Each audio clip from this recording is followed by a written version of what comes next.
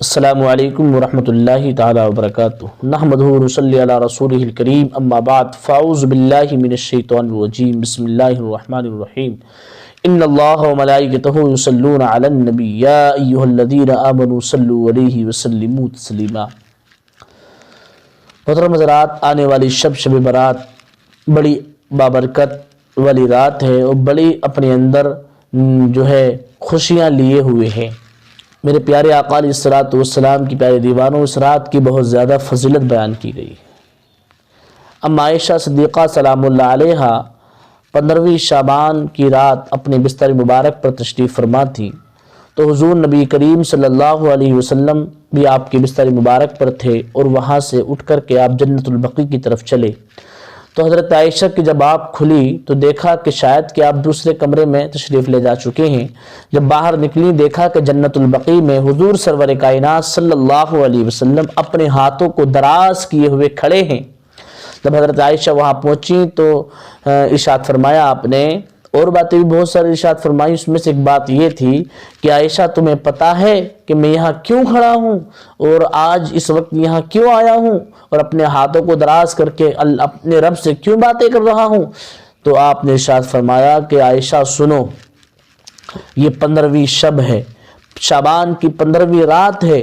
اس رات کے اندر اللہ تبارک و تعالیٰ پہلے آسمان پر نور جلال فرماتا ہے اور اپنے بندوں سے کہتا ہے کہ ہے کوئی جو مجھ سے رزق۔ ایک اور حدیث پاک حضور نے ارشاد فرمایا کہ عائشہ تمہیں پتہ ہے کہ اس رات کے اندر اللہ تبارک و تعالیٰ بنو کلب کی بکریوں کے بالوں کے برابر لوگوں کی مغفرت فرما دیتا ہے۔ سبحان اللہ۔ بنو کلب ایک ایسا قبیلہ ہے جو سب سے زیادہ بکریاں پالا کرتا تھا، بھیڑ بکری، تو ان کے بالوں کی تعداد کے برابر لوگوں کی رب العزت اس رات میں مغفرت فرما دیتا ہے۔ سبحان اللہ۔ کتنی فضیلتیں ہیں اس کی، اور آپ کہتے ہیں کہ صاحب کوئی فضیلت ہی نہیں ہے، تو آپ بالکل آپ نے پڑھا نہیں ہے۔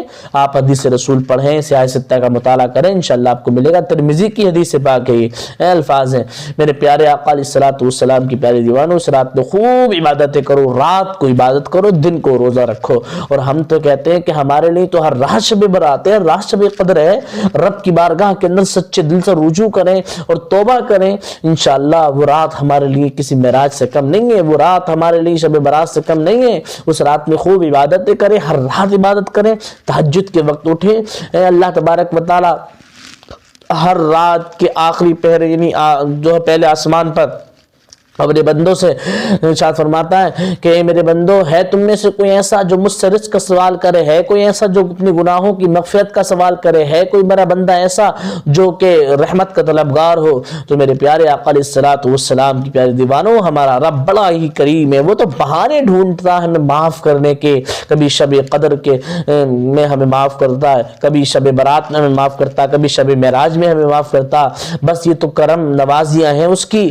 میرے پیارے آقا الصلاۃ والسلام کی آپ گناہ کر کر کے تھک چکے ہیں، آپ نے رب کی بہت نافرمانی کی ہے، بہت گناہ کیے ہیں، تو آپ پریشان نہ ہو، مایوس نہ ہو، رب کی بارگاہ میں سچے دل سے توبہ کر لیں، پلٹ آئیں رب کی بارگاہ کے اندر۔ اگر آپ سچے دل سے رب کی بارگاہ میں توبہ کریں گے تو انشاءاللہ آپ کو ضرور میرا رب معاف فرمائے گا۔ وہ بڑا ہی کریم ہے، وہ بڑا ہی کریم۔ میرا رب کہتا ہے کہ میرے بندو، میں تمہیں عذاب دے کر کے کیا کروں گا، آ جاؤ میرے پاس، میرے رب کا انداز تو دیکھو ہے۔ اور میرا رب قرآن مجید میں ایک جگہ یہ فرماتا ہے کہ میرے بندوں سے کہہ دو کہ تمہارا رب بڑا ہی کریم ہے، وہ تمہیں عذاب دینا نہیں چاہتا۔ آ جاؤ میرے بھائیو، جنہوں نے گناہ کیا ہے وہ رب کی بارگاہ میں سچے دل سے توبہ کر لیں، بخشنے والی ذات میرے رب العزت کی ہے، وہ ضرور تمہیں معاف فرمائے گا۔ اور اس رات میں معاف کرنے کے بعد تمہیں انعام بھی عطا فرمائے گا، تمہیں جنت کی ضمانت بھی عطا فرمائے گا۔ تم آ تو جاؤ سچے دل سے جب توبہ کرو گے، اور جوانی میں جب تم اپنے رب کی بارگاہ میں پلٹو گے اور اللہ کی بارگاہ کے اندر سچے دل سے توبہ کر کے سجود کرو گے، قیام کرو گے، رکوع کرو گے، اور یہ اللہ کو بڑا ہی پسند ہے۔ جوانی کی عبادت، جوانی کی توبہ، جوانی کی قیام، جوانی کے سجدے، جوانی کے رکوع جب کوئی بندہ کرتا ہے تو اللہ بھی اللہ اکبر اپنے فرشتوں سے کہتا ہے کہ دیکھو میرا بندہ کس طریقے سے میری عبادت کر رہا ہے، دیکھو میرا بندہ جو رحمت سے بھاگا ہوا تھا، دیکھو کس طریقے سے میری بارگاہ میں پلٹ کر آیا ہے اور کس انداز سے اپنے گناہوں پر شرمندہ ہو رہا ہے۔ تو میرے پیارے آقا علیہ الصلوۃ والسلام کی پیاری دیوار آ جاؤ رب کی بارگاہ میں، آپ کا رب بڑا ہی کریم ہے، وہ آپ کو معاف فرما دے گا۔